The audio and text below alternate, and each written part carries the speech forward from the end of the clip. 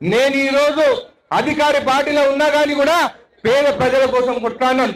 ఉదంటపూడి reservoir లో దాదాపు 7 గ్రామాలు మొత్తం మునిగిపోతుంటే R&R ప్యాకేజ్ వాళ్ళకి ఇవ్వాలంటే ఒక్క రూపాయి ఇవ్వలే. వాళ్ళ భూమి పోతే 2-3 ఏళ్ల తర్వాత ఇచ్చినారు. 40 ఎకరాలు ఉన్న భూమి వాసులకి 6.5 లక్షలు ఎకరాకి ఇస్తే అక్కడ ఎకరా ₹1 కోటి ఉంటే ప్రతి ఒక్కరు రోడ్డు పాలన వచ్చినారు. మా సీఎం గారితో మాట్లాడినాను. వాళ్ళకి ఖచ్చితంగా R&R ప్యాకేజ్ ఇవ్వాలి. దాదాపు ₹900 కోట్ల కావాలి మనకి. డిసెంబర్ 9th లోపల వాళ్ళకి మొత్తం పైసలు ఇస్తానని చెప్పి సీఎం రేవంత్ రెడ్డి గారే చెప్పడం జరిగింది.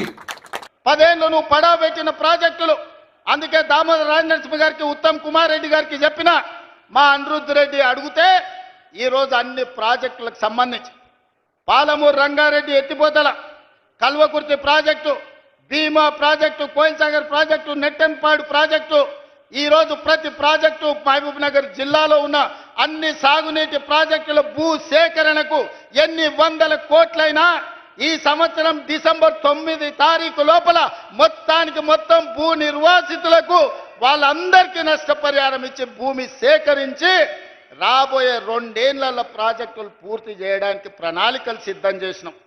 అందుకోసం నీ కడుపు మండి కళ్ళల్లో నీళ్ళు వచ్చి నీకు దుఃఖం వచ్చిందా చంద్రశేఖరరావు గారు?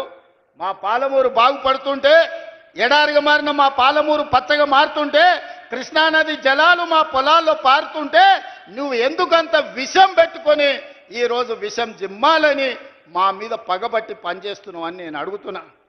పాలమూరు రంగారెడ్డి ఎత్తిపోతల ప్రాజెక్టులో భాగంగా మా అనిరుద్ధ్ రెడ్డి ఎన్నాళ్ళ నుంచో మా ప్రాజెక్టుకు R&R సరైన న్యాయం జరగలే. న్యాయం జరగాలి అని అంటే ఈనాడు ఆ ప్రాజెక్టుకు సంబంధించిన R&R నిధులు 100% మంజూరు చేసి ఈరోజు ఆ ప్రాజెక్టును పూర్తి చేసుకోవడానికి మనం అడుగులు వేస్తున్నాం.